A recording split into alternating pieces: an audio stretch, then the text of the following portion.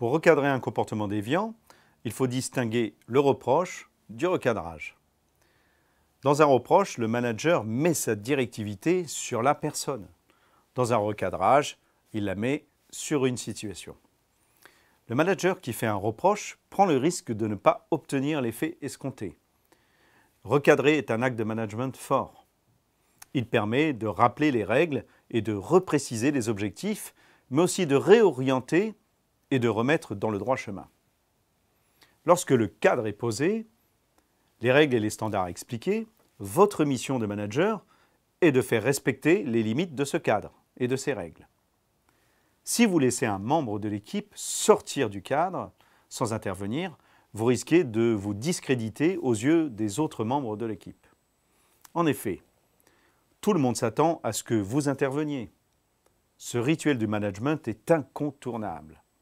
Votre savoir-faire de management repose sur votre capacité à faire un acte constructif et remettre l'auteur du comportement en phase avec les normes du collectif. Afin de canaliser la motivation des personnels sous sa responsabilité, le manager recadre à la moindre dérive. Cela permet de donner du sens et de l'importance à l'action effectuée par le subordonné. Bien entendu, il s'agit de le faire sans démotiver. Le recadrage sert à impliquer chaque employé dans le cadre de sa fonction et dans le respect des règles et des standards en vigueur. De plus, chacun développe son autonomie et sa créativité. Enfin, chacun sait qu'il peut compter sur l'exigence de son manager, mais également sur sa confiance et son aide en cas de problème.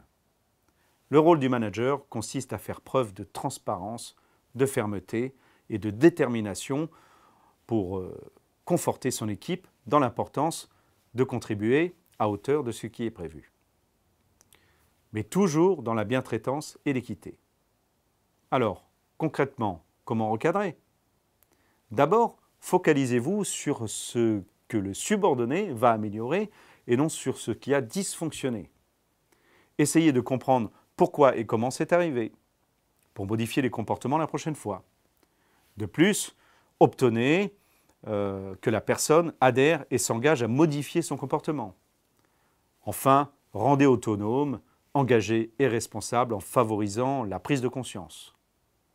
En revanche, faites attention à ne pas axer vos reproches sur la personne, sur ses actions. Ne critiquez pas son savoir-faire ou son expérience. Ne cherchez pas non plus à faire réagir en vous disant « c'est pour son bien ». Les résultats peuvent être catastrophiques.